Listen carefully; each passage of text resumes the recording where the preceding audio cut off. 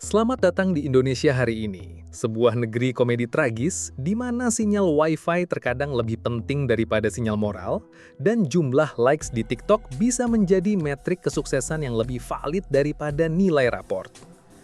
Buka media sosial Anda, dan Anda akan disambut oleh sebuah pemandangan yang, jujur saja, membuat kita ingin bertanya, ini sekolah atau sanggar tari?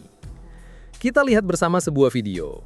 Puluhan murid berseragam rapih bukan sedang menghafal perkalian atau memahami hukum Newton, melainkan dengan semangat 45 mengangkat tangan serempak, mengikuti arahan seorang guru untuk melakukan joget yang sedang viral. Ikut semua angkat tangannya, angkat tangan semua kelas 6. Diiringi musik jedak-jeduk, sang guru dengan bangga berseru, "Hebat, hebat! Hebat! Hebat dengkulmu," kalau kata seorang bapak di kolom komentar. Inilah potret absurd dari sistem pendidikan kita, di mana kurikulum merdeka seolah diterjemahkan menjadi merdeka berjoget.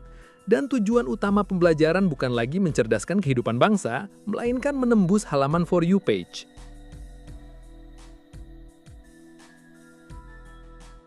Dulu, sebuah sekolah akan bangga jika perwakilan acara perpisahannya adalah siswa peraih medali Olimpiade Matematika atau juara debat tingkat nasional. Wajah siswa berprestasi itu menjadi cerminan dari kualitas institusi tersebut. Secara tidak langsung, sekolah itu berteriak kepada dunia, "Lihat, kami berhasil mencetak generasi penerus yang cemerlang."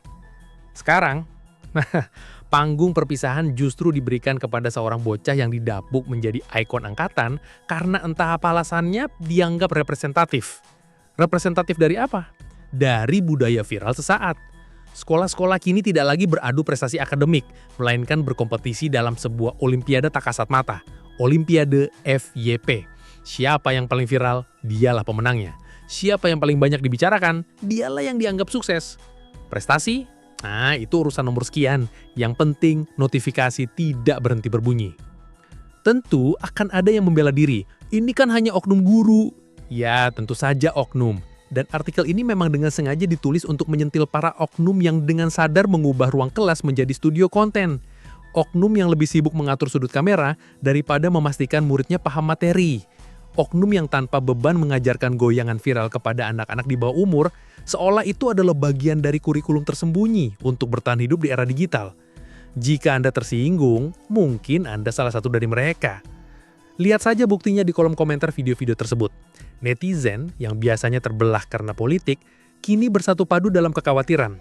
Komentar seperti, "Generasi tolol, calon LC dididik sejak dini, hingga lulus jadi apa ini?" bertebaran seperti jamur di musim hujan. Ini bukan lagi sekedar kritik, ini adalah teriakan keputusasaan kolektif. Fenomena guru mengajar joget ini menjadi semakin ironis ketika disandingkan dengan video viral lainnya. Seorang siswa SMA yang dengan polosnya kebingungan saat ditanya pertanyaan paling mendasar. "Setahun ada berapa bulan?" Setelah berpikir keras, ia menjawab, "2 tahun berapa bulan ya?" Setahun tuh berapa bulan? Setahun 12. 12. 2 tahun berapa bulan? 2 bulan. Memang parah budak SMA yang matematika anak. Iya. Setahun tuh 12 bulan. Iya. 2 tahun berapa bulan?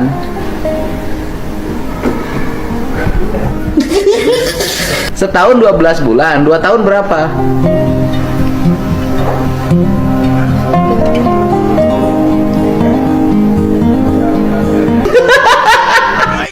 Sementara temannya yang lain juga tampak kosong. Dua video ini, meski tampak berbeda, sebenarnya adalah dua sisi dari koin yang sama. Satu sisi menunjukkan distraksi yang diagung-agungkan, joget viral, dan sisi lain menunjukkan hasil akhirnya, yaitu kebodohan fundamental. Ketika fokus pendidikan digeser dari substansi ke sensasi, dari pemahaman ke popularitas, jangan kaget jika hasilnya adalah generasi yang hafal semua tren TikTok, tapi tidak hafal jumlah bulan dalam setahun. Ini membawa kita pada pertanyaan yang lebih dalam. Apakah muridnya yang memang peko, atau ada yang salah dengan cara kita mengajar? Tidak ada anak yang bodoh. Yang ada hanyalah anak yang belum mendapatkan kesempatan belajar dari guru yang tepat dan metode yang benar.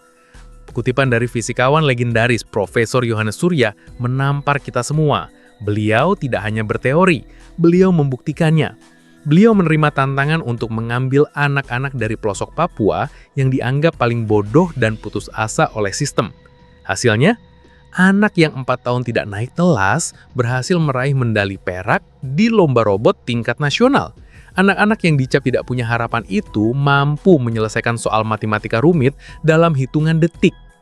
Profesor Yohanes membuktikan kepada dunia satu hal yang menakutkan.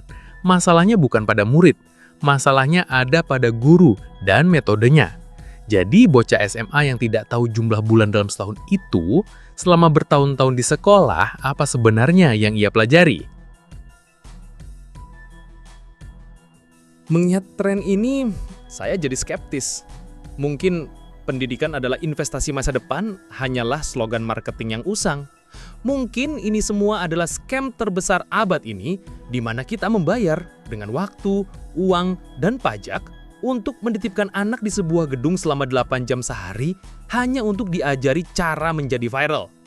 Jika tren ini terus berlanjut tanpa kendali, mari kita bayangkan seperti apa kurikulum sekolah unggulan jalur FYP di masa depan.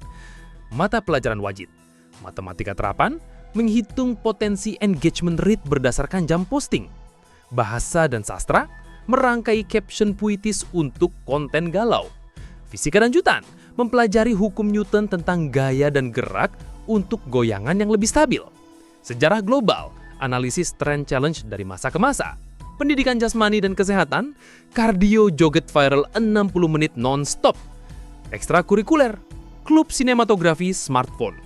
Tim e-sports debat di kolom komentar, kelompok studi branding dan manajemen account alter. Ujian akhir nasional ditiadakan. Kelulusan ditentukan oleh proyek akhir, menciptakan konten viral dengan kriteria mencapai 1 juta views dalam 24 jam. Ijazahnya, sebuah plakat silver play button dari sekolah. Jadi, apa pendapat Anda? Apakah sistem pendidikan kita hanya perlu update software? Atau sudah waktunya kita format total dan install ulang dari awal?